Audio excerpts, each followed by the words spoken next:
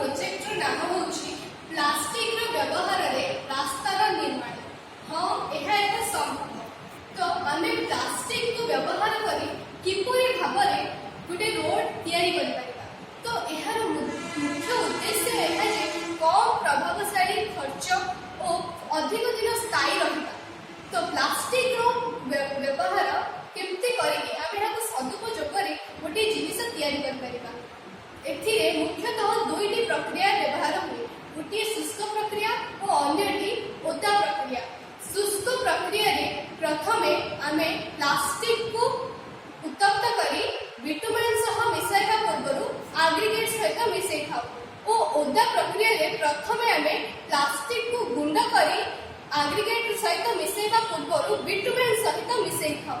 तो प्रथमे आमे हमर प्लास्टिक को गोटे गाड़ी माध्यम रे एठा को आनिबा और एठारे हमको भलो भाबरे सफा करिकि, कारण हमको गुंड करिबारे सफा करिबा निहाती आवश्यक। तो प्रथमे प्लास्टिक को आमे एठारे सफा करिबा, सफा करी आमे द्वितीय मशीन पाखु पठाइबा।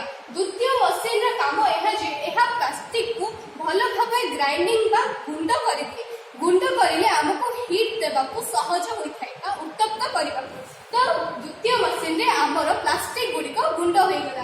द्वितीय मशीन रो तृतीय मशीन रे हम जाईकी एठारे बिटुमेन सहित प्लास्टिक को उत्तप्त दिया जाय मिश्रण करगला।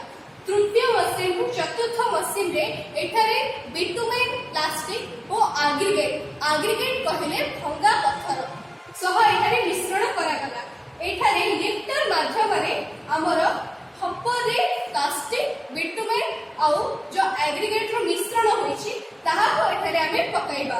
एठारे पकेइले एठारे गोटे गाड़ी माध्यम रे आमे एही गाड़ी को नेही एठारे गोटे प्लास्टिक रो रोड बनेबा।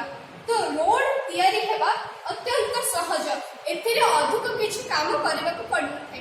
प्लास्टिक रो उपकारिता, प्लास्टिक अधिक दिन स्थायी होई रही थाए। प्लास्टिक हमको कम खर्च रे मिली थाए।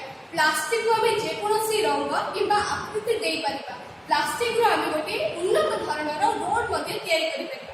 प्लास्टिक रो अपकारिता, प्लास्टिक रो अपकारिता जो हमर वायु प्रदूषण, मृत्तिका प्रदूषण और जल प्रदूषण बढ़िबा को लागिछि। वायु को केमिति सफा करि परिबा, तो सेति पय हमको प्लास्टिक को मध्ये कमाइबा को पड़िबो।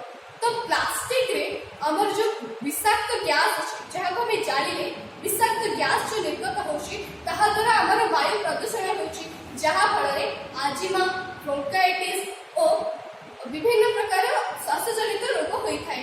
तेणु प्लास्टिक को कमाइबा नित्यंत आवश्यक।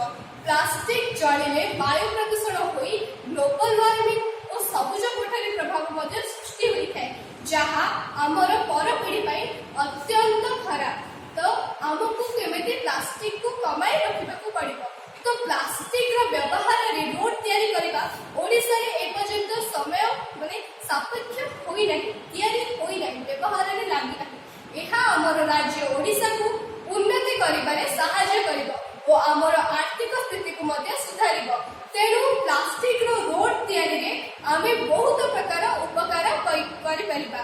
प्लास्टिक रो रोड गोटे चिरस्थायी, जहा के सहज रे